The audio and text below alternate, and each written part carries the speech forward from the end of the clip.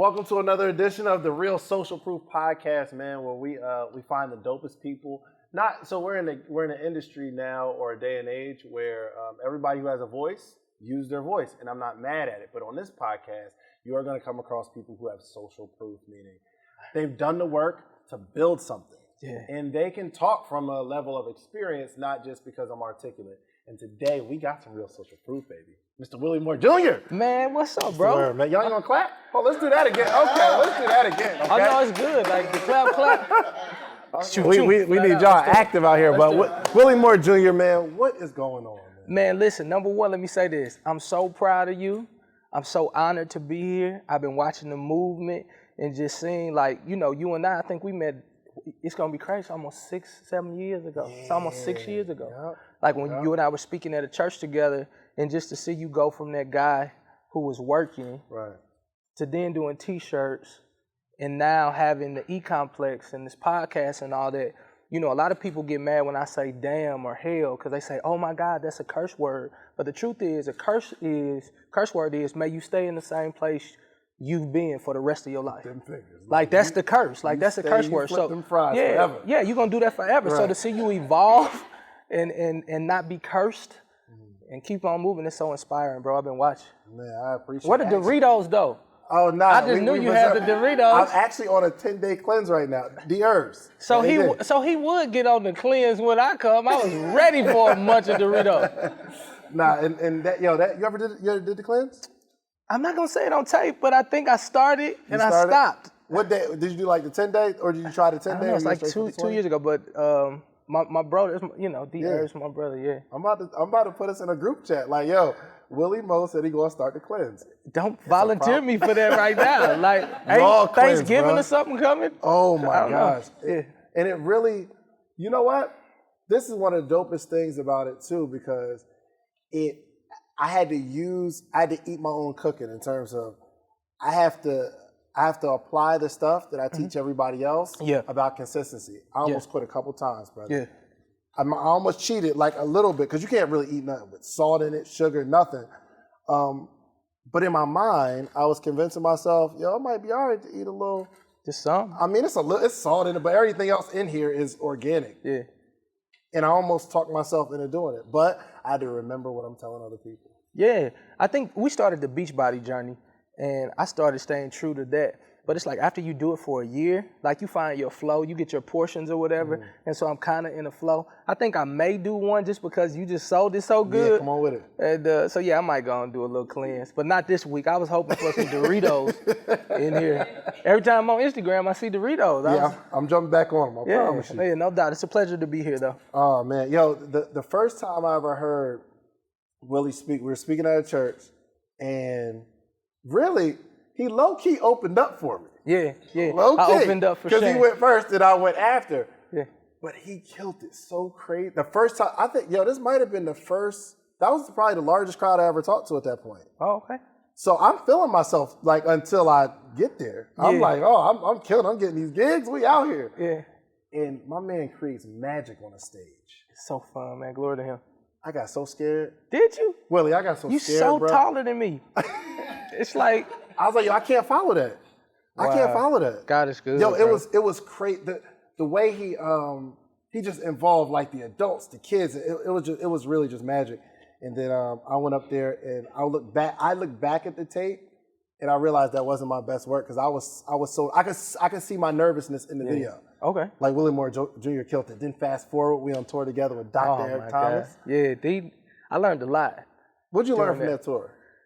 You know, I've really learned that all of us kind of come out of his tree, right? Sure. And so when it comes to our consistency, when it comes to what we attempt to do in our integrity, like all that comes from Dr. Eric Thomas, and he like embraced us, almost giving us the mantle to go. So when we leave with the mantle, like I found myself being a lot more aggressive in my speech. I was why am I hollering so much? You know what I mean? Right. And so what it taught me is like, although I came out that tree, it's important that I found my voice. Right. Like I'm a fun guy. I like to smile. I like to tell funny stories. Can't nobody keep up with E.T., man. That boy moving and grooving. Yeah. And so I finally found my pace. But the one thing that I've learned out of that particular tour is that all of us are moving, man. Like Like, we learned so much in that time. Like, I had never been around you in those intimate spaces, and just to kind of get into your entrepreneurial brain. And like, you're a boss here, but you were a student there. Like, all of us were students. Like, when you got on stage, I'm in the front taking notes.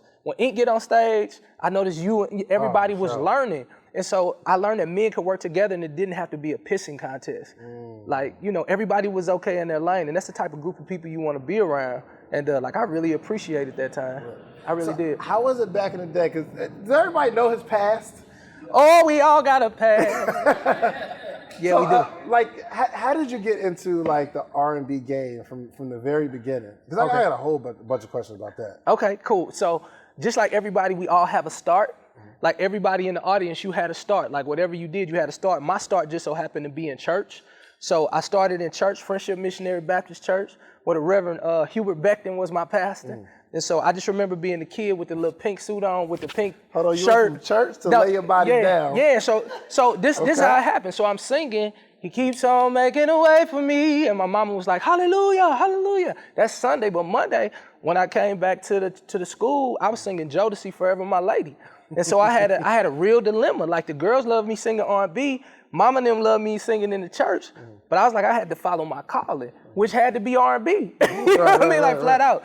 And then, fast forward, it says, I'm in St. Louis. I come out with a record called Roll With Me, and it goes #1 in St. Louis.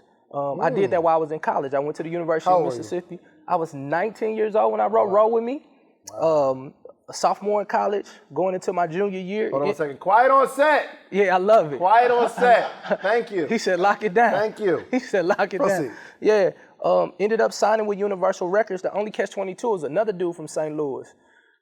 Like I had my song #1 in St. Louis. He had the #1 song in the world. You know the other dude, Nelly. Nelly, really? Yeah, Nelly. So Nelly's from St. Louis, and he has a #1 record in the world. I ended up signing with Universal Records. Fast forward, Nelly sold 30 million records. I sold like 30 total. That was it. All together, like everybody from Albuquerque, 30 flat out. That's what it was. And I realized that I loved the art and it was cool, but I didn't like losing. Like, I really didn't do good with losing. I'm adopted. So I have a really big problem with second place. Like, I always wanted to be #1. And when that record flopped, that hurt. And Nelly made a skit on Nellyville. If you go back on the album, it's a skit called 5,000.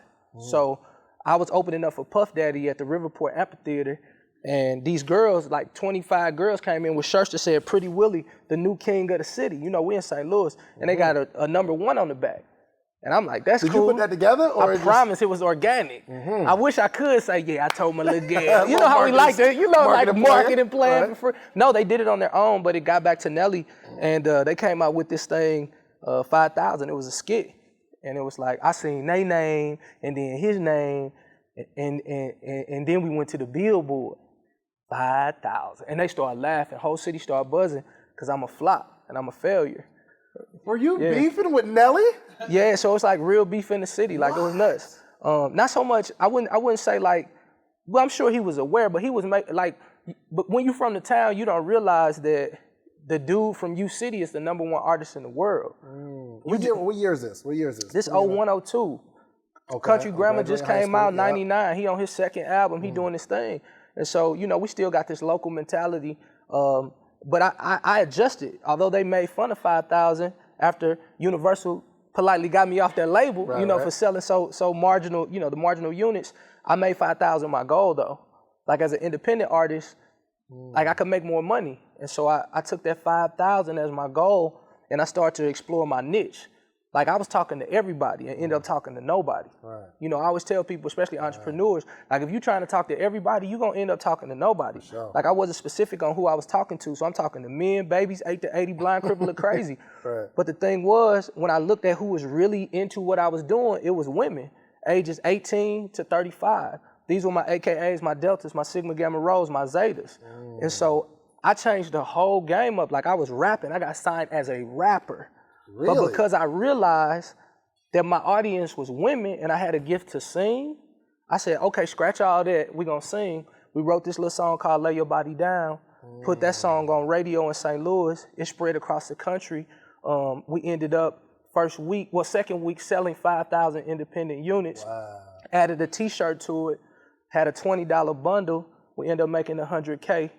And then we kept on selling units. We went to Shreveport, hooked up with my brother Bebe, and he can attest to this. We ended up selling out their stadium down there, like Really? half of it. And we made a lot of money independently. And like a lot of people now, they're so happy to be entrepreneurs. Like I didn't have a choice. Like I couldn't go work at McDonald's after being on BET and MTV TRL. You know what I mean? That's the crazy part. Yeah, Yo, so- it's hard to reach some success and then have to come back down. Yeah. I would much rather just don't let me taste it so I can Yeah, hold on to yeah. it. That's humbling. Yeah, man, it was really, really humbling. But to me, I wasn't a failure. Like, and not trying to drop nuggets, but to me, failure is not a person, it's just an incident. You know what I mean? Like many people, especially like when you suffer through rejection or whatever, like sometimes you take failure so personal. Like I don't take failure personal. Like I'll keep failing until I get it right. And so I looked at it like, man, I ain't never had 6 figures in my life. Like I was 21, 22 years old running around here being able to take care of my mom. Right. You Hood know, rich. yeah, hood rich. I'm talking about I had the biggest 22 because that was the biggest they had back then. Right. Come on, the 22-inch Dayton's. But man, you know, the Lord was good. I feel like he even had his hand on me then. Yeah. Yep. So how long did that run go with how many you had more than Lay Your Body Down hits? Yeah, Lay Your Body Down. It opened up 4 walls.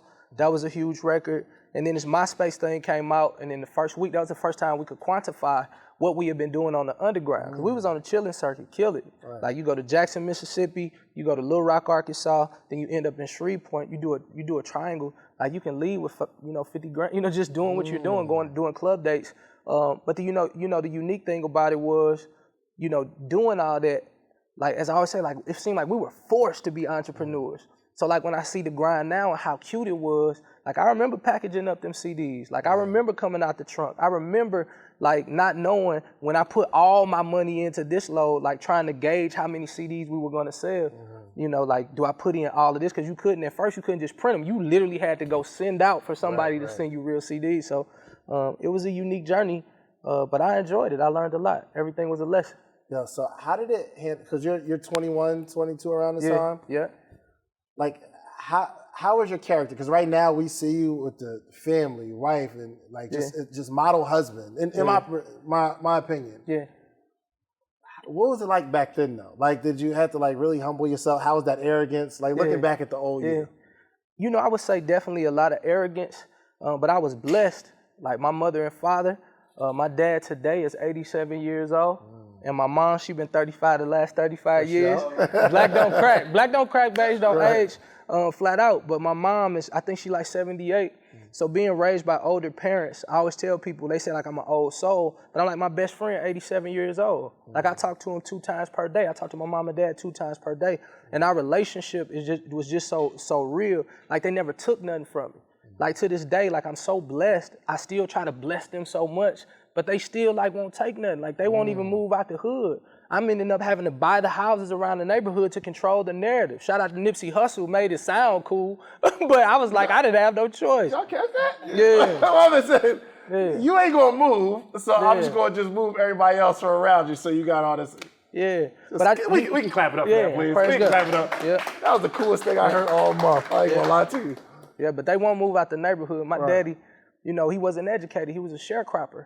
And so this is his accomplishment. Every time he pull up in Berkeley, Missouri, this is what he did with marginal education. This is what he did with saving his pennies, doing what he had to do.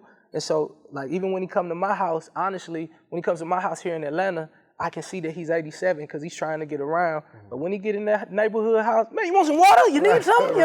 It's like, I could never take him away from here. And, not bragging or boasting. These houses aren't like $1 million homes. We live in the neighborhood, and people ain't trying to move over there, so it's lots and stuff for sale. But I got a big vision for adoption and foster care. One day, like, people around the world are gonna want to come see that house with what we're doing for children across the country. So I gotta preserve that neighborhood because I think it's gonna be a museum after we duplicate their homes throughout the country for children who are in foster care and who are adopted. So I'm preserving my neighborhood for a reason. Yeah.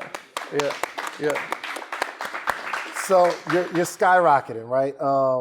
Like back to this this kind of arrogance piece, because it's easy to like find yourself maybe treating your friends differently, treating women a certain way when you're experiencing that kind of success in that industry, right? Yeah. So looking back, what was your character like?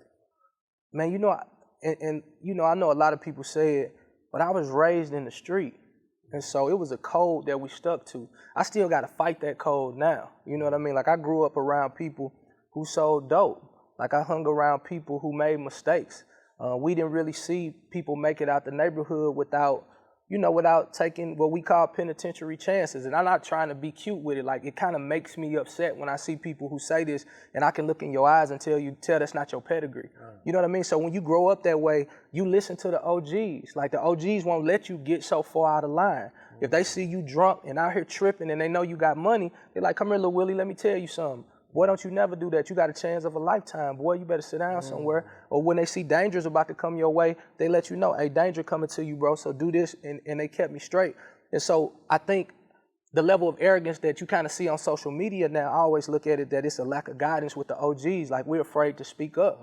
You know, when I see my little cats in St. Louis doing so much negative stuff, I tell them success leaves clues. And I'm not saying I got more money than you. I ain't saying I got more influence than you. But I'm saying I done been 21. You ain't never been my age. You know what I mean? Right. And so they listen. It's good. So I don't think my arrogance was too crazy, but I would probably say I had an issue with women. Yeah, you know, I'm a man. Right, for sure. So I think if God made anything better than a woman, he kept it to himself. Right. I think he kept it to himself. Yeah. Sure. Yeah. So that was pretty much my big issue. But because my dad was older, I never lied to these women. You know, I never lied like, hey, I'm with you and then I'm with someone else. I always said I'm 23 years old. I got a really cool career. So I ain't really trying to like be tied down or locked down like that. And if you cool with that, we can kick it. If not, then, you know, I respect what you do. He probably said it that smooth too. And they're like, I could change him. I could change him. I don't know what they were trying to do. But I just knew that if you're honest, and to this day, like, these people grow and they remember those moments. Like I remember when you were so honest, I just wish other men would be honest that way. Because my dad said, you don't want nobody scratching your car because you done lied? Like how easy is it for you just to tell the truth? I was like, that makes sense. Right, you know what I mean? Absolutely. Yeah, so just tell the truth. So in this transition, so you're on top of the world, right? Yeah. Seamless. When did things change? I moved to Los Angeles, and after MySpace blew up, 25 million people start streaming this song called Good Thing. Good Thing. She got the best conversation. All the girls got it on their MySpace page. Remember that? Yeah. So all the girls playing that song, like when you click on MySpace, it's millions of girls with this as their theme song. And so I'm out in Los Angeles, and I hook up with this dude named DJ Quick. And Quick is like an icon on the West Coast, like straight legend. So when I walked in there, I told, and I want to be really, really precise because I know you millions of people watch your show. But with I like that. Oh no, it will, bro. Real talk. Like you gonna do some big stuff favor on you. But I walked in with DJ Quick. He's like, so what do you do? Because we shared a similar bodyguard. The bodyguard that used to have me when I had some money back then. He moved to LA, ended up being his bodyguard. I met him. I walk in the studio. He say, so what do you do? And I was like, I'm a producer. And he's like, you produce? I'm like, yeah, I produce. Because I didn't want to get into a pissing contest with DJ Quick because he's an artist. Like, when artists get in the room, everybody's super artists. Right. And I was like, no. They didn't know who you were? No, not at all. The West Coast was dim on what we were doing. Like, it was popping in the South, the Midwest, and up North because it's the chitlin circuit. It was places I could touch on my own. Like, I made 55 my playground. Like, the Highway 55, I run up in that mug and do I can do six figures. Right. I can do six figures in a month, like as an independent. Back then when you could be killing it in Atlanta, but nobody knew you. Newark, New Jersey know you, or nobody in New York City or Philly knows who you are. Oh my God, so fun. Went to LA, hooked up with Quick. Long story short, ended up in the table with Tom Wiley and Naeem Ali at Warner Brothers. They were the president and VP at Warner Brothers.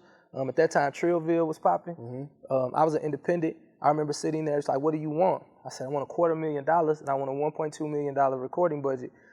He said, well, we can give you 50 grand a day.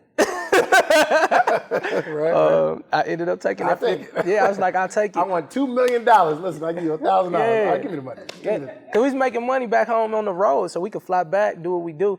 But I knew I needed allies. But they had to know who you were to be able to demand that. MySpace had quantified it now. Right. Like, they could see what we were doing. Like, when I'm telling you, we selling out stadiums in Shreveport with Baby and them, they like, okay, it's cool. And then, of course, it's all hard cash, so I can't really show you bank statements. We pressing CDs. They don't know how much we making, which is cool. Shout out to the IRS. I done paid y'all that little money. Y'all came back on me. So if you watch this, I'm clean. Praise God. Y'all got me with what you got. Praise God. I ended up having to pay them too. But I just remember one night we smoking. Because in LA, that's what you do. You smoking. Yeah. And I remember telling the guys, we have just like, hey, bro, you know what we need to do? And he's like, what we doing? I said, man, we need to go to church, bro. That's the only thing we did out here. And they was like, every time you get high, boy, you turn to Kurt Franklin, boy. I was like, it's good, bro. It's good. And it's like, we ain't going to church. And at that time, I had a song with a dude by the name of Daryl Babs, professionally known as Tank. And we got a song called Sex in the Daytime. It's blowing up in LA. They starting to bubble it up. I know this song about to go because it's Tank and me. Like, Tank gonna take off his shirt, and then I'm gonna try to take my shirt off, and it's just gonna be the shirt off tour. I seen it in my head, right? And so that night, they was gonna bring us to the club. And Dave, honestly, man, I don't even know why I said this. I said, well, listen, if we can't do church in the morning, my dude, then we ain't gonna hit this VIP. And they was like, Kurt Franklin, we gonna go to church with you, bro. And we ended up going to church, and I got more than I bargained for. I remember the pastor saying, many of you all think that the body of Christ is a body of perfection, but we're not a body of perfection, we're a body of process. So if you want to be a part of this process, come down. And I was just like, man, I've been doing so much wrong. Like, because even though you making money and you living that life, it's something on the inside of you that still feels very empty. It's just really, really empty. And I knew my mama was praying for me, like old Louisiana Southern Baptist prayers. I remember calling her one time, like, Mama, stop praying for me. Jesus stalking me. Like, I can't, you know what I mean? So is it like an internal thing, like, yo, you're singing it, but when you leave, it's like, I don't even know why I'm doing this. Yeah, it's like he took the veil off my eyes. So I remember I think it's like the second to last show as Pretty Willie, if you would. It was in Memphis. MySpace was popping. I did a door split. It was 3,000 people there, and they had never played it on radio. And so, shout out to Pepper. I think Pepper, I think that was the promoter back then. It's crazy. I remember his name. But I remember by now I'm 25-ish, 26-ish. So I'm getting mature. I done left LA. That deal didn't work out the way I wanted it to. And I remember singing when Lay Your Body Down hit, because it had this doom, doom, doom, doom, doom, doom, doom. Stop. Lay your body down, boom, boom. But when the stop hit, Lay Your Body Down hit, because and the lights would turn on and everybody would go crazy. And it's like I was singing it, but everything was in slow motion. And it just seemed like all these teenagers and kids like just rolling and raunching. And by this time, I'm just like, I got a lot of power over these people, man. Like, there's a lot of power to do a song. And cats who wanted to fight in the club, who was looking like gangsters 15 minutes ago, when the song come on, they like grabbing their girl, doing all that. Right. And I was like, man, it's a lot of power. I didn't just give my life to the Lord and quit. Like I gave my life to the Lord and went back to work and doing what I was doing, and He just shifted my heart. Like I didn't want to lead them that way, because I realized like that's leadership. That's a big leader who can stop your thought process and make you go to this. So I said, if I can do it this way, maybe I could give them something that could be eternal. Yeah. So moving forward, what was this looking like? What was this journey looking like? Man, going broke.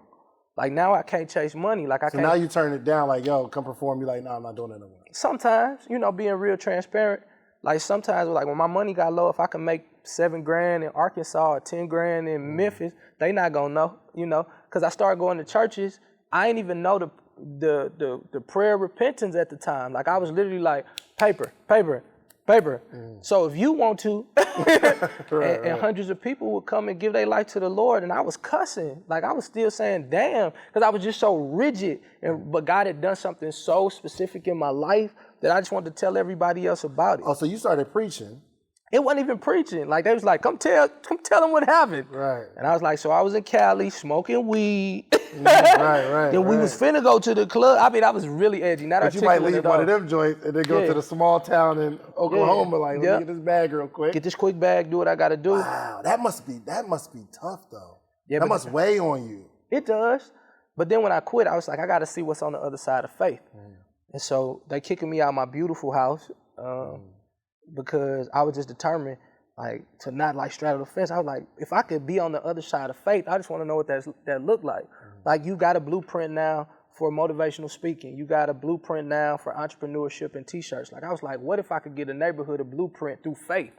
Like what if this could also be an answer, a way to not only take care of yourself, but also take care of others.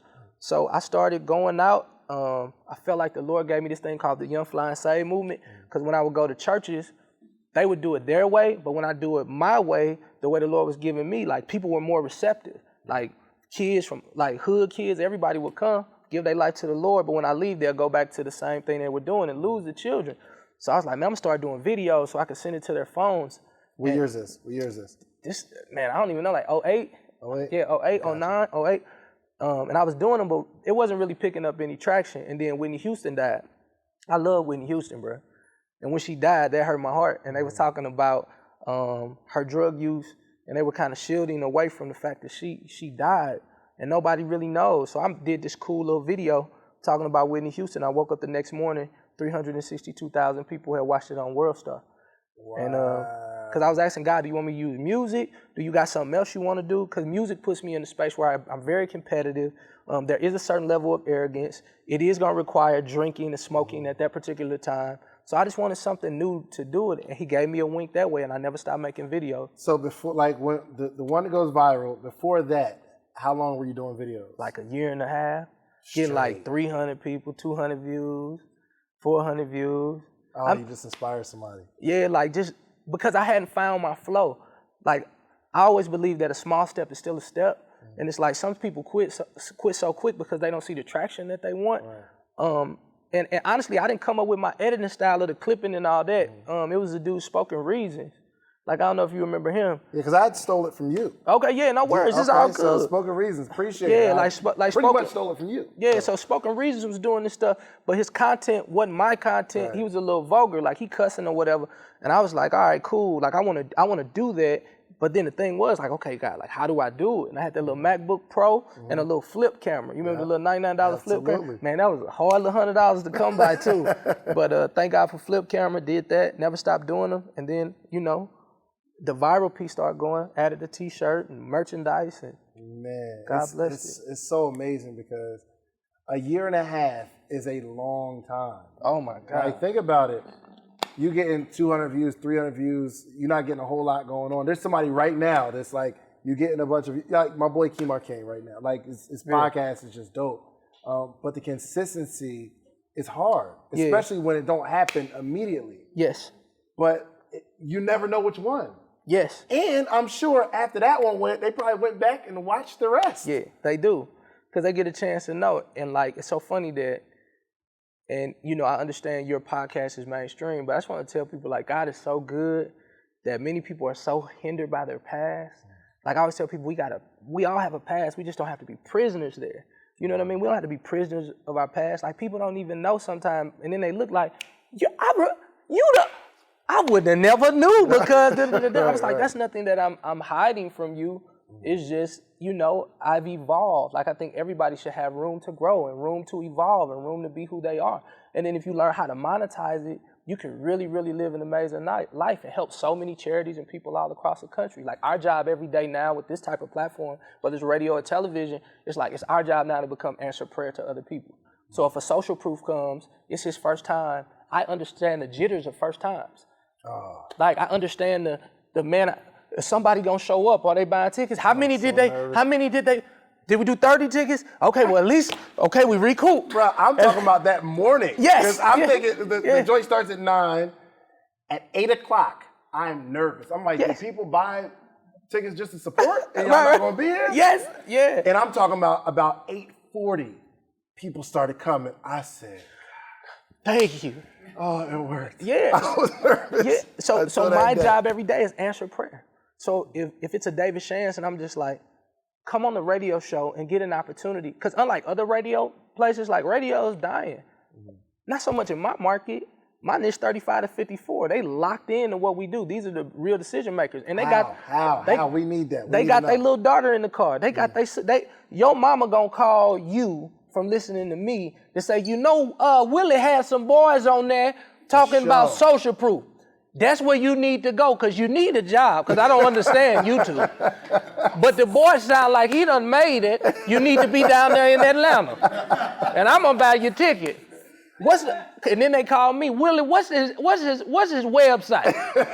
And you can't forget www when you're talking to mama. So I love my audience because they're the real influencers. Those are the people, like I always tell people, my radio market is probably the most loyal market that you're going to get because I'm the option. Because I'm selling something that ain't me. Like, I'm selling Christ. Like, I'm really sending them somewhere. I'm really praying for them. I'm really fasting for them. I'm really catching hell every single day because of me choosing this particular platform. Like, I'm not like, attacks come to me. People don't like the way I do certain things. I'm breaking the mold of religion. I'm saying things that they're not used to. This is a tough job. It's a tough platform. But because of what I've been through when I was beefing with Nelly, because of what I've been through when they took my house, because of what I've been through when I had a baby out of wedlock, what I had to go through when Nelly said 5,000, when I get on this platform, I'm just like David. I'm like, I'm built for this. I killed the lion, tiger, and bear. I've been in the wilderness. So what would have broke you and killed you, that don't kill me. I ain't never met my biological parents. So what you say about me don't bother me. I've always found my identity in Christ. Your words don't bother me. You know what I mean? So it's like God is so sovereign to give us an amazing opportunity in this space and become answered prayer to people who didn't have me in that space. What I wouldn't have done for somebody to help me out with my first event. What I wouldn't have done for an interview. And, you know, so now seeing the platform, it's like, okay, how do we become more answered prayer for people every single day of our life? You know what I mean? Absolutely. And we were just talking before we got here about podcasts and things of that nature. And like staying in that vein, I want to know how we can apply building that loyal following. Because it wasn't just social proof. Like I did a joint called 7 Figures in Fashion years ago. I went to Willie's show. Now this one was, I think it was like $397 or $497 a ticket. Yo, I had so many people say, yo, I heard you on the radio in North Carolina, Virginia, on Willie Moore's show, and I just came. Yeah. I'm like, yo, this dude really... It ain't just like marketing, because some people might say something and be like, hey, this is the promotion, and anybody like, oh, okay, that's cool. But when Willie say something, it happens. Yeah. So for us, it's like trying to build our podcast, build our voice. What are some of the elements we need to keep in mind when building that loyal following? Like when I say the conference is this day, goodbye. You know, give more than you take. You know, like I'm a strong believer. Like I told you, I grew up around OGs. You know, when they used to do, you know, what they were doing, they would always give a little extra, you know, because a lot of people selling what they were selling. So I always watched them, you know, do a little extra. And so for my audience, I always take that mentality.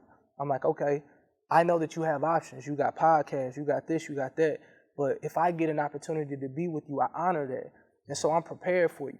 Like every single time you get on the mic, don't just get on the mic to say something. Like get on there with some intention towards what you're saying.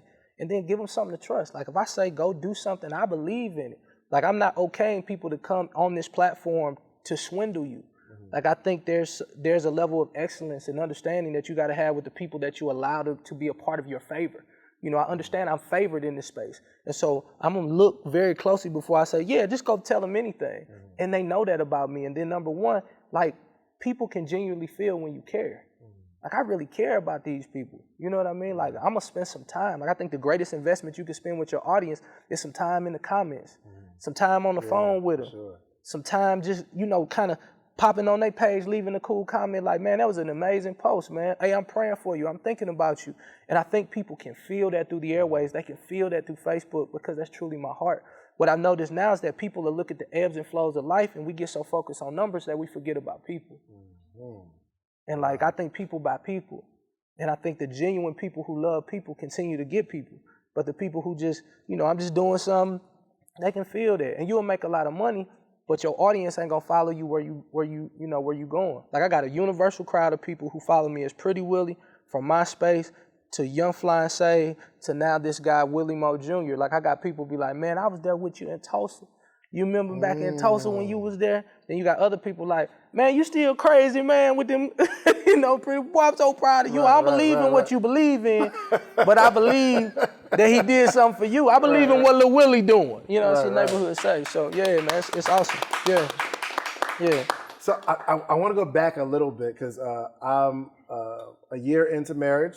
Yeah. Let's go on and clap that up. You feel me? Out here, battle tested for the year. You feel me? So how'd you meet your wife? On the highway. On the highway. Yeah. I had a little Mercedes back then, little E4 something.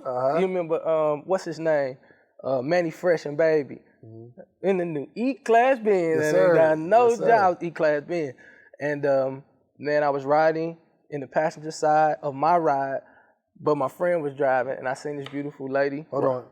Are we Pretty Willie, or are we like kind of going? I'm super Pretty Willie. You still lay your body down? Oh, I'm talking with about your shirt off. Do you remember when you used to lean back in your car and you could look out the back window? Man, I'm leaning in the back. Look, what's up, girl? You know, super swaggy. You know. And I was saying, can you pull over? And even then, rolling with the whole honesty. Hold on, you're driving, she's driving. Yeah, I'm like, don't I know you? Cause she's an AKA, and I was, I'm a Kappa, so we had seen each other in the Greek parties or whatever. Also, same college. Yeah, no, she went to SIUE in Southern Illinois University, Edwardsville. I went to Ole Miss, but I was from St. Louis, so during the holidays, everybody just comes back with their little jacket on. Oh, you're a Kappa 9, you're a AKA. Right. And so she's an AKA, familiar face. And I was like, I think I know her. And I was like, you pull over? She pulled over. I got her number, told her I probably wouldn't call her for about 7 days. Is that what you said? Yeah, I was going to mix a record. When I was doing music, I would lock people out while I mixed, because music was so important to me. I wanted to give them the best that I could, so I would lock out women and everything, no calls or nothing. That was a subtle stunt, though. Yeah. Let's clap it up for that subtle stunt. It was, I guess so. It was so genuine. That was a subtle stunt. It was genuine. Hey, listen, I can't call you promise. for about 7 days, okay? I'm about to lock in and do this. No, it wasn't playing like that. I said, listen, don't think I'm not interested, like I'm gonna call you. But it's gonna be like 7 days because I gotta go to work. I was mixing out of Eureka, Missouri. It's by Six Flags, like 20 some miles away from St. Louis. So I was very honest because it's like a cabin and this guy's really creative. I ended up calling her, talking to her about a girl I was dating at the time. And I mean, we just hit it off. Like I would love to say it was something super spiritual. But when I came over, when she finally let me come over after months and months, because she had standards. She don't care who you are. I don't care what's going on. You got can't come over my house. I'm like, right. okay. But once I did, I seen her in them black pants, preacher. Them black pants got me. I would love to say that it was something biblical and all that. But them black pants had me. I was like, you know what? I'm interested. Right. Yeah, and it didn't take us long to say I do. Yeah. Really? So how long between you see the black pants to like a year? Girl? It was like a year. So when you got married, were you Pretty Willie or you in your transition? I was still with Warner Brother Records as Pretty Willie. So now I'm traveling the country as Pretty Willie, but I'm running out. Like I had turned into like the female, the pretty female who leave and everybody, what's up, baby? What's up, baby? And she like, stop touching me. I was like stop touching me. Don't grab my shirt. Stop it. So I become this guy. All my guys like, man, what's up with him? He's serious about this one, and go in the room and just get on the phone with her and just be caking, and you can hear like the stampede of women that the other singers that I'm not gonna put on blast right now. I'm like, hey, boy, you killing them, But I just ended up hanging out with her, and we ended up getting married. Did she ever have any issues with you being on the road? Because I mean, that's tough. I don't care how much you love somebody. The thought in your head goes left sometimes. You ever have any issues like that back in the day? Man, she always been kind of cool. She understood who she married. I think it's worse now. We got children, so it's not like what you doing. It's more so like, boy, 3 kids in here. You need to come home and help, So I think it's becoming a little harder now than it was back then because we didn't have as much responsibility. Gotcha. Yeah. So how's that going through the transition? Was she with it? Was she? She was always she was a church girl, kind of a hood church girl. So she's waiting for you, like, yo, bro, where we going? Yeah, I mean, but she still had a sense of normality. Like, she loved guys, still cuss a little bit. That was my type of girl. I was like, I rock with you. Love guy, yeah, she had the right amount of righteous and ratchet was awesome for me. But yeah, man, she kept going to church. And I often tell ladies, like a lot of church girls, they try to switch it up just because they meet a guy who may not necessarily be into what they're into. But I will say, kudos to my wife. She never switched up who she was. If she was going to church on Sunday, she was going with me or without me. And the one thing that I really respected about her is not only did she go to church, she brought church back home with her, meaning like she didn't come back with this over spiritual message. She had notes and she executed her plan on how she was going to tackle the week. And I honored her for that. And so much so that made me want to like, man, let me go see what this guy's talking about. And I ended up going, and then once again rededicating my life and saying, you know what, this cool. I got more than I bargained for. Mm-hmm. So she was with you when you had the money. Yeah. And then this little rocky period. Yeah. Is it true that like finances really put a marriage on the rocks, even if you really love each other? Like, yes. What was the stress like? Was she like, yo, go sing one more? No, she never did that. She never did that. I just think she had always been a stability. When we first started, she was working as an auditor. And I mean, back then, if you making like $50,000, $60,000, that's a good job. You know what I mean? Mm-hmm. Like, shoot, with all these kids, that wouldn't have been a good job. You know, it wouldn't have been with just one person. And I was the chance taker. So we might be up a whole lot of money, but I might be investing so much in like products. So it never was a time where we just balled out. Right. You know, unless like this thing from Gillette came. It's like a modeling deal. And I remember like we got a little extra money and I went and splurged a little bit. But I've always been investing in what I wanted to do. But it definitely put a hinder on the intimacy. It definitely put a hindrance on the communication. You know, top of the month, you start feeling that thing in your throat because you know you got to talk to her. You just like, oh, we got to go over these bills right now. Right. And you just start like, your chest start burning and you just start feeling a certain kind of way. When your money start going on that paper, you like, man, I worked so hard. And so what I learned to keep the strife out of our relationship, I was like, we got to take these bills outside of our house because I declared this house a house of peace. Like, this got to be peace. So anything that's not peaceful, it got to go outside of our house, which helped us so we wouldn't cuss each other out. Like, if you're in the bread co, like, you can't be, well, why you spending this much money on that? Right. You couldn't argue. And so we took those out and we developed a muscle to do our bills. Like, we did it outside of the house until we got enough money to, you know, not be looking at bills every single month. We took that strife out and we created a dialogue every Monday.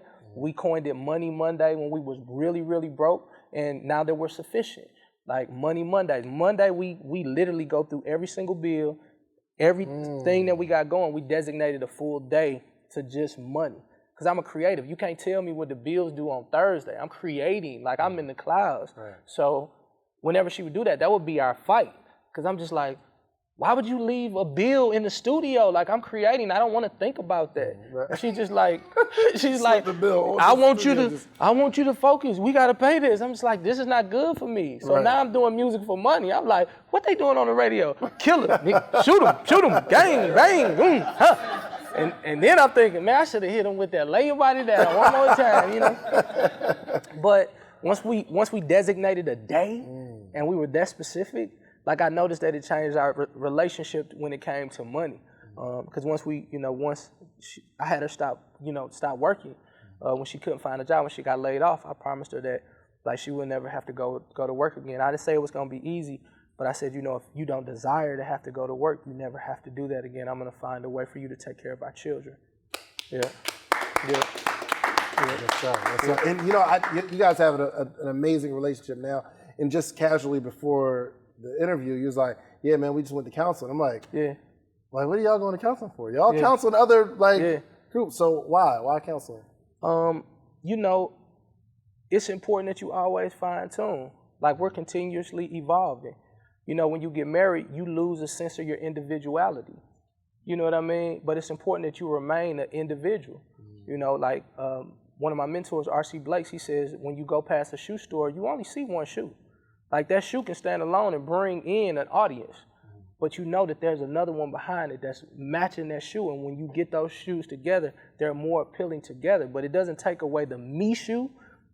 They're better with the we shoes, right? So when we go to counseling, we're just learning how to be better people individually so we can be better together. You know, it's definitely a unique time in our marriage just because, you know, she's getting to the point where, you know, she don't want to be at home, you know, and I want to tell men that, like, if that's your goal, to make sure you take care of everything for your woman, she still has to have some autonomy in what she's doing as well.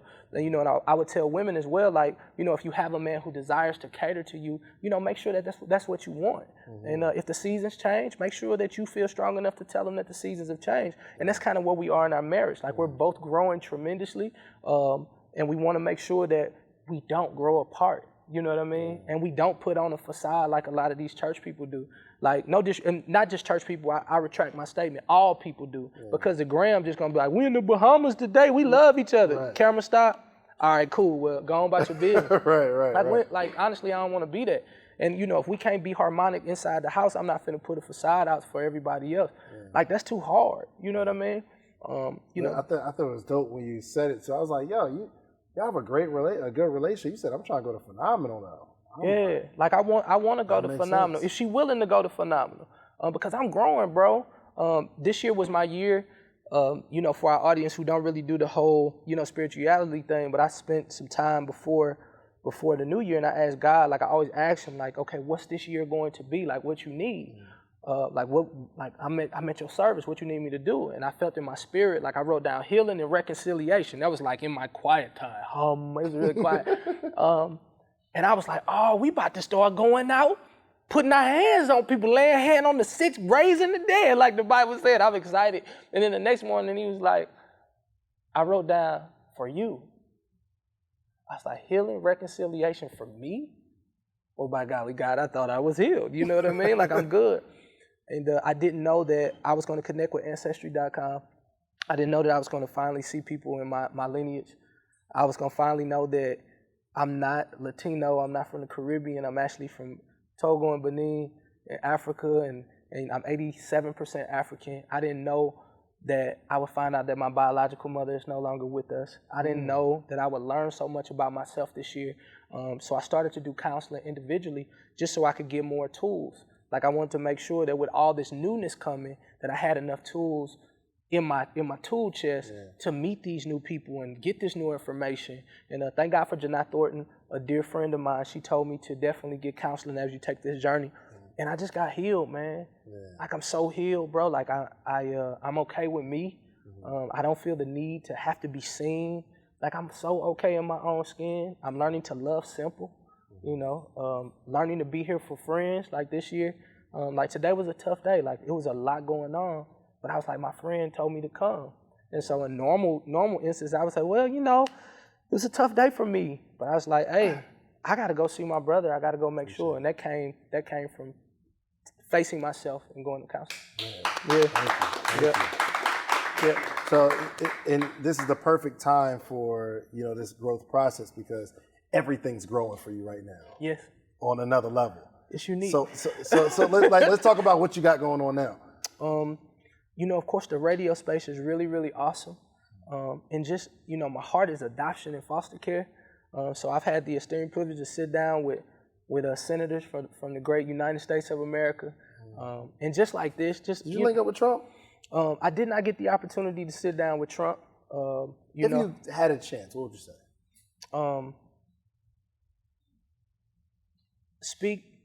I would tell him that leadership is really, really cool when you tell people like it is. The hood man in me loved that. But the leader in me says, a good leader not only tells it like it is, he also tells us how it could be. And so if you could work on telling us, conveying a vision of what life could be and paint a better picture, I think your presidency would go a whole lot better. Obama did a lot of that. He was a vision painter. Yeah. And I'll be the first to say I've had the esteemed privilege of interviewing President Obama. Is that right? Yeah, I had an opportunity to sit down on the phone with him, and first year of radio. That was really, really cool. And I didn't agree with all of his politics, but I did agree with the vision that he was able to paint and give people hope. Like, you know, when you look at statistically, you know, it was a unique run for Obama. But what he was able to convey for people of all colors and all backgrounds, like it kept us in a place of hope.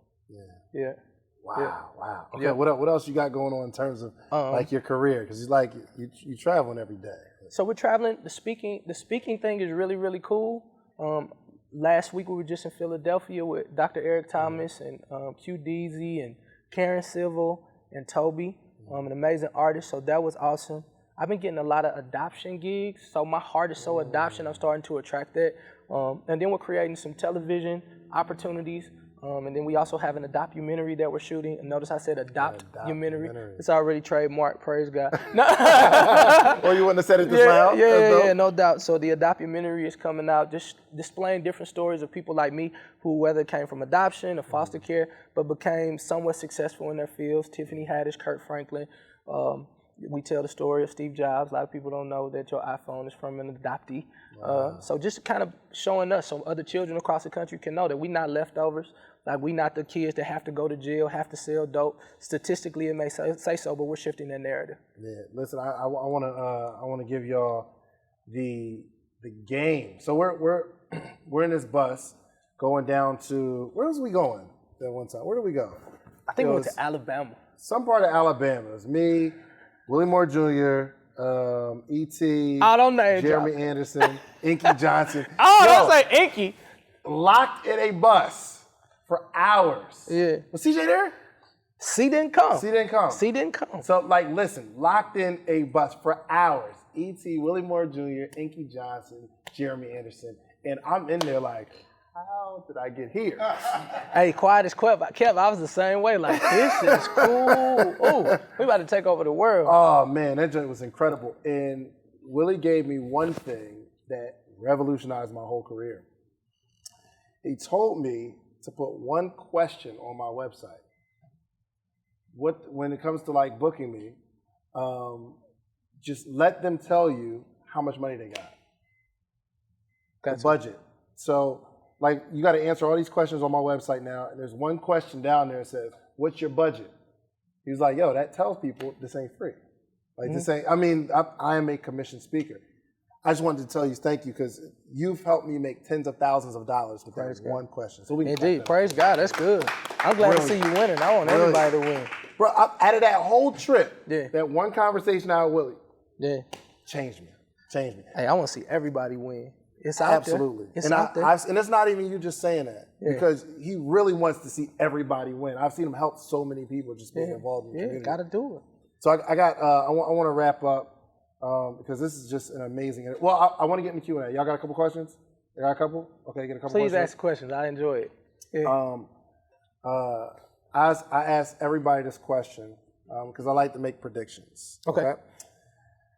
I want you to tell us where you see yourself in the next 5 to 10 years, so that when we watch this in 2025, 2030, like, we can say, wow, I got Willie Moore Jr. I got Willie Moore Jr. on camera saying he was going to do this, and it actually happened. Wow, that's so cool. The way I see things coming in the next 5 or 10 years, of course, you know, we're going to have another amazing run with television. Like, I feel that in my heart real strong, that the Lord's going to allow us to be on television, mainstream television, you know, whether that's just acting or creating content or something in television. I know that's going to be big.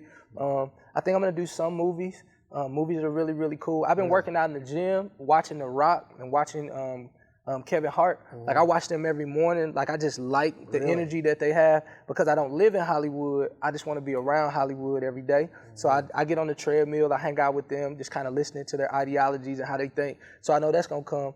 But I never come up with a vision to be seen. I come up with a vision to be purposeful.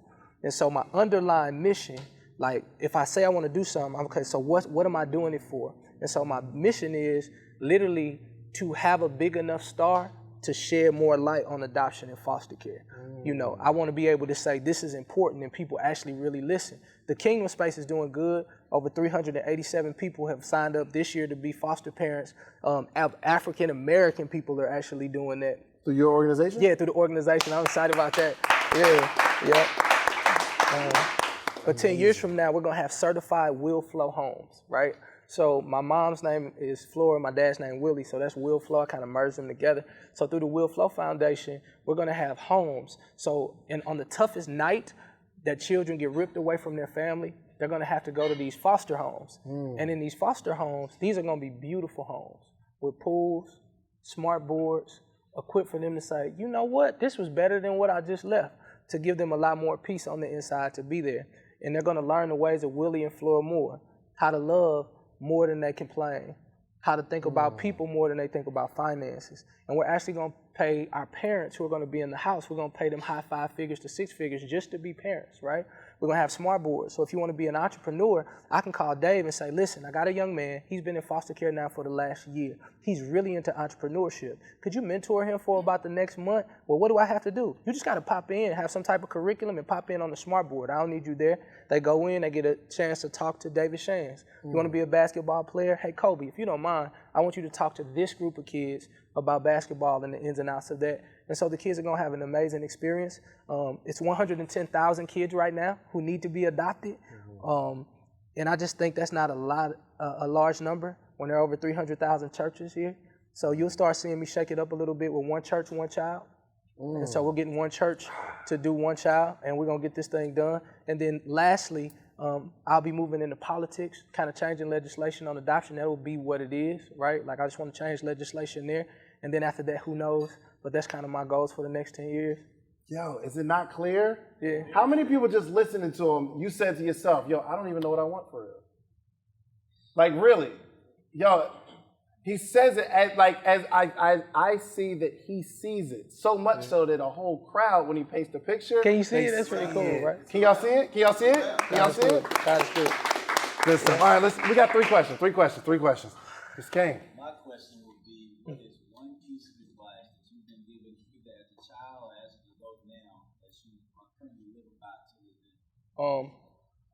I would say that one piece of advice that I'm living by to this day came from my dad. He's 87. He said, well, he gives a lot of them. Number one, my personal one is he always tells me before I get off the phone, don't ever forget who loves you. Don't ever forget who loves you. God and me, and me and God running neck and neck. That's what he always said. So that's for me. But then I would say life advice would probably be just know what to want. Because he had a marginal education, but his portfolio is amazing now. You know what I mean? And he said, you know, the young people, y'all do really, really good, but y'all just don't know what to want. You want a Corvette when you ain't got Corvette money. You want a mansion and you ain't got mansion money. You want to look good. I want peace. And so he said, just know what to want. So I still do that now. This is a huge estate that I wanted out in Covington. Of course, Covington was so far away, but it just wasn't time. Because I always remember, like, all right, Dad, tell me, you know what to want. And so it's giving me a lot of wisdom. So I would tell you, man, know what to want. Don't want what he wants. Don't want what he wants. Like, really know what you want so you're not chasing facades and clout. You know what I mean? So I don't ever chase clout. This shirt came from H&M. Yeah. Solid. Yeah. Robert Gould. Brother Willie. Yes, sir. All of us have that fork in the road Yeah. In our life. Yes, sir. When did that happen to you? And do you ever think about looking at that other turn, or you just said, that's gone? The fork in the road came from me living in Los Angeles. Man, we were just doing everything outside of what I thought my mama had taught me. And when I went to church, and then getting on the balcony, still smoking and hearing the Lord say, your way or my way, the first time I ever heard an audible voice, I was like, ooh, I must be really messing up that he got to knock on my door and give me his voice? Like, that's crazy. Or there's some good weed or something. I don't know. Right? But it shook my whole body. And I knew that was the Lord telling me that he wanted to move me in a different direction.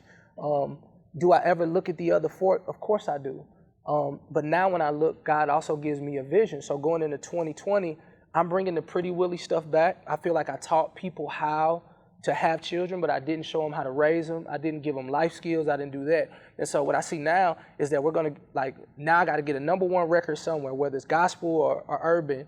So I'm in the studio now working with some guys who are writing some really cool music. And then I'm doing what I can, you know what I mean? But the goal is to get this #1 record, bring the attention back to the musical brand, and then I can go out and do Fox Theaters and tell the story of how I did get into it with Nelly, how I did, do this entrepreneurship, how you were able to get married, how I had a baby out of wedlock, how I went broke. And then at the end of it, I can give them the real solution. The solution for me was Jesus Christ.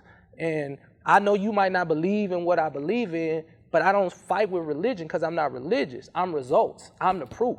And so people can't doubt the proof. And so I want to be able to do that in the general market. So that's my goal for 2020. Yeah. Yep. Yeah, it's just so impressive Yeah.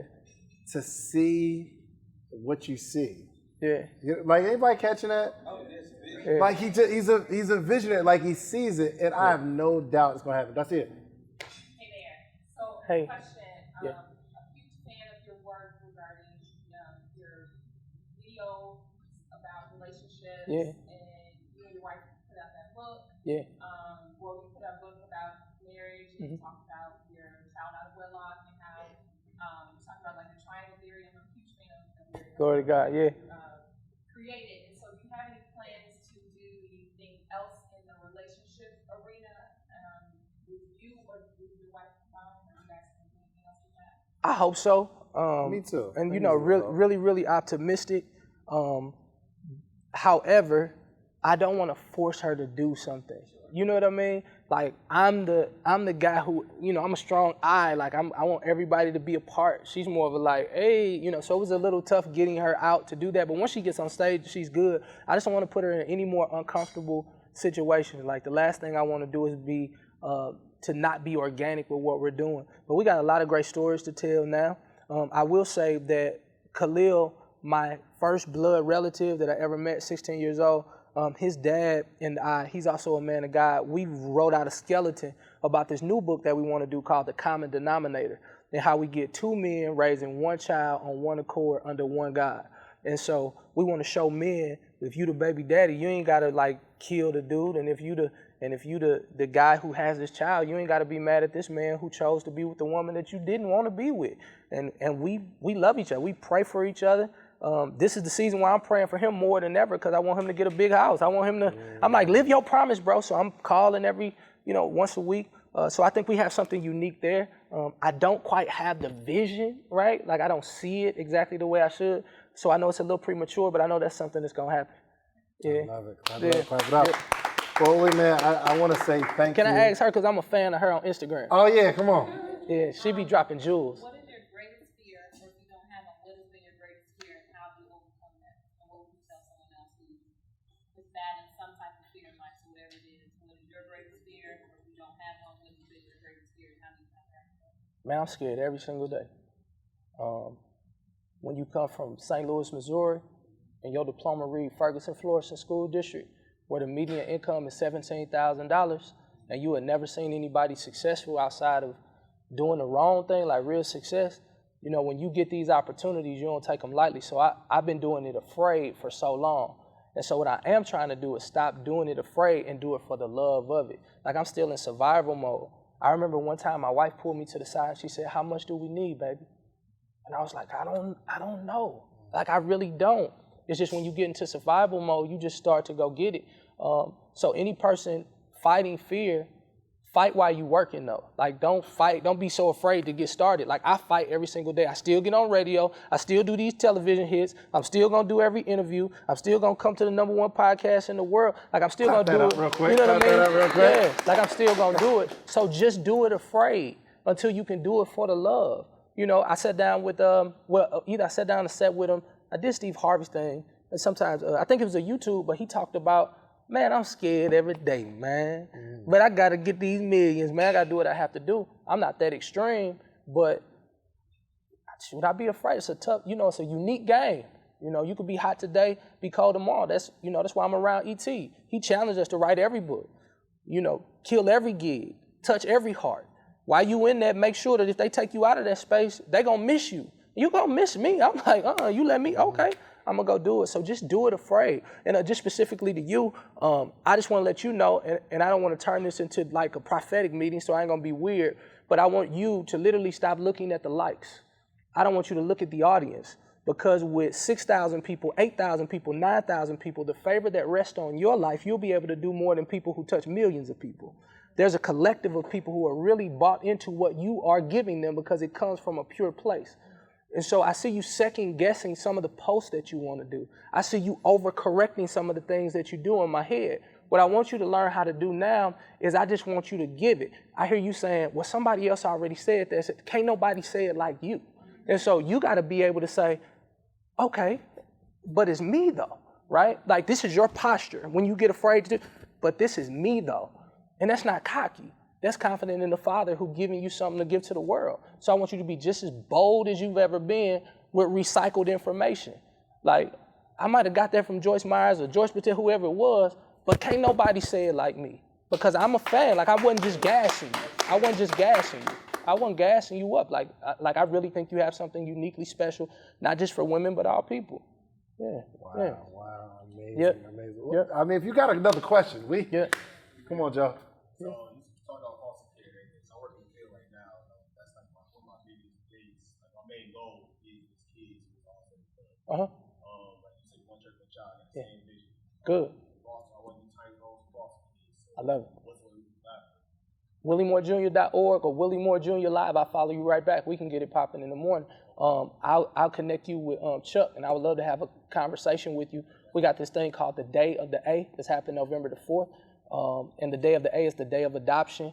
And so it's going to be big. It's going to be real blue collar, not like a gala or anything. Like I told him, I want people to be able to come like me. I'm intentional with my dress and the way I look. So I want it to be blue collar, but it's going to be concerts, a whole lot of stuff going on. I'd love for you to volunteer, help us with that. And we'll put your vision in the vision. Let's rock. It is. Yeah. Love it. Yeah. Love it. Yeah. For the people that might not know, mention your wife's name because we got the same thing in common.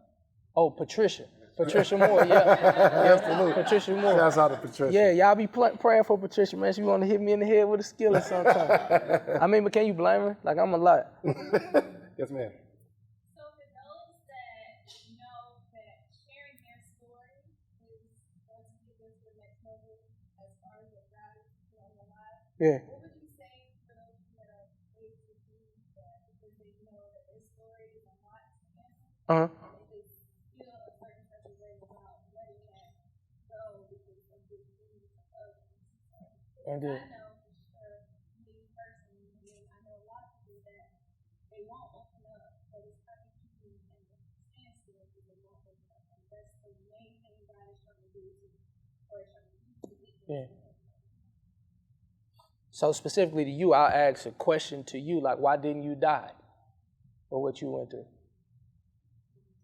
Yeah, why didn't you just die? Like, why didn't you just jump off a bridge? Right. Somebody who went through the same thing you went through, they don't have the resilience and the heart and the mindset that you have. So it would be extremely selfish for you not to share the solution. Because on the other side of this trial, you still smart enough to come into personal development. You still got your head on straight. God is still blessing you with some extreme visions. You got goals. You don't look like what you've been through. But it's a 12-year-old girl right now who's suffering through the same thing. And she cutting herself every single day. She hiding it with long sleeve shirts in the summertime. But if she heard your story and see how you got out, she could say, man, that could be me too. And so for me, I couldn't be selfish with adoption.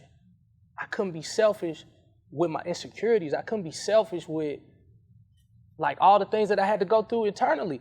And you know, I know we on camera, but I got more influence in the adoption and foster care space than I have in the mainstream media. Just because ain't nobody never said nothing about it. Like so many people come out now and they come to me like, you know, they're big people now, you know them on social media, they're on TV, and they'll grab me and be like, you know, I was in foster care too, and I just never told nobody. I thought people was gonna look at me different. I was like, that's cool, but I asked myself, why didn't you die, Will? Like, why do you continue to be positive in the midst of never meeting anybody in your biological family? Why don't you go tell somebody why? Because it's a 12-year-old boy who cutting himself because his mama left him. It's an 18-year-old boy right now who playing basketball. He don't know himself and he living through his talent. And once he hurt his knee or something, he gonna want to jump off a bridge. He needs to hear your story. She need to hear your story. Wow. Yeah. Incredible. Yeah. Incredible, man. I just want to say thank you because it was raining. I ain't gonna lie. Chuck called me earlier too, and the phone was ringing. And I was like, dang, Willie can't make it. And I picked up. He was like, yo, anything I could do to help serve? I'm like, yo, Chuck, that's my man. Hey, that's our squad, man. Everybody on serve. We gotta serve. Man, and then it started raining. I was like, man, I don't know what's gonna happen. And then you had like some other obligations that Willie Moore, he actually had some things he had to do. People came in town. But he was like, yo, I said, I'm there. Yeah. He said he was going to be at Social Proof. He was there. He said I can come into the radio. He was there. He's a man of his word. So I want to say just thank you on behalf of everybody, not only just this studio audience, but I just believe this interview is going to help so many people across the world. Indeed. I mean, and I had known you, Yeah. and I just never got a chance to really hear this side. Yeah. You know, be able to have this perspective. So thank you. We say thank you. Thank you. Indeed. Thank you, guys. I appreciate the opportunity. Thank you. All right, so I appreciate it. how can they find you? What you got going on? Indeed. So make sure you log on to WillieMooreJr.org. Of course, tune in to the Willie Moore Jr. Show. You can download our app, the Willie Moore Jr. Show. And, you know, more than anything, if you do not know me, because, you know, I'm just a guy who can still swing his legs in small chairs, right? Like, your man can't do this, okay? Your man can't do this. But if honestly, you forget everything I said, and I don't really know, like, your relationship with God, but hearing my story, like, maybe it inspired you. And maybe you say, man, that's really cool. And then you just do like most people do when they watch YouTubes. They automatically just start doing some of the things that they heard. But I would be remiss if I didn't tell you that all of this came through the teachings of my cheat sheet that I call the Bible. And so if you just want to get started on it, like Proverbs, right? Like if you just want to start, like it's a proverb a day. Like it's 31 Proverbs. It's usually 31 days in a month. I just started reading a proverb a day.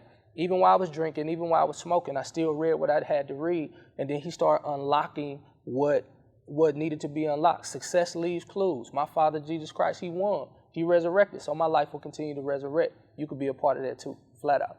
Hey, follow my boy. Appreciate you, brother. Yeah. Clap it up, clap it up. Yeah.